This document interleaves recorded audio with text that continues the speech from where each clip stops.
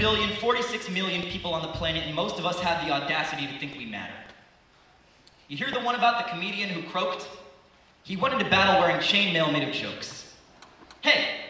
You hear the one about the screenwriter who passed away? He was giving elevator pitches and the elevator got stuck halfway. He ended up eating smushed sandwiches they pushed through a crack in the door and repeating the same crappy screenplay idea about talking dogs until his last day. Hey, you hear the one about the fisherman who passed? He didn't jump out that ledge, he just stepped out into the air and pulled the ground up towards him really fast. Like he was pitching a line about fishing for concrete. The earth is a drum and he's hitting it on beat. The reason there's smog in Los Angeles is because if we could see the stars, if we could see the context of the universe in which we exist, if we could see how small each one of us is against the vastness of what we don't know, no one would ever audition for a McDonald's commercial again. And then where would we be? No frozen dinners and no TV. And is that a world we want to text in? Either someone just microwaved popcorn, I hear the sound of 1,000 people pulling their heads out of their asses in rapid succession. The people are hunched over in Boston. They're starting screen printing companies and designing apps in San Francisco. They're grinning in Los Angeles like they got fish hooks in the corners of their mouth. But don't pick me like the good guy, because every time I write I get to choose the angle that you view me and select the nicest light. You wouldn't respect me if you could hear the typewriter chatter tapping through my mind at night. The same stupid tape loop of old sitcom dialogue and crappy tattered memories of some girl I got to grind on in high school.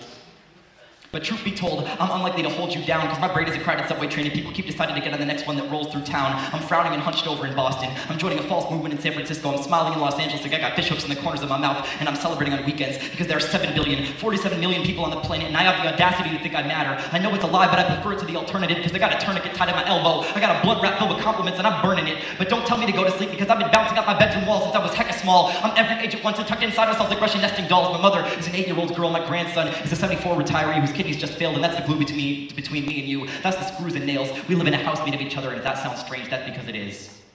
Will someone please freeze time so I can run around turning everyone's pockets inside out? And remember, you didn't see shit.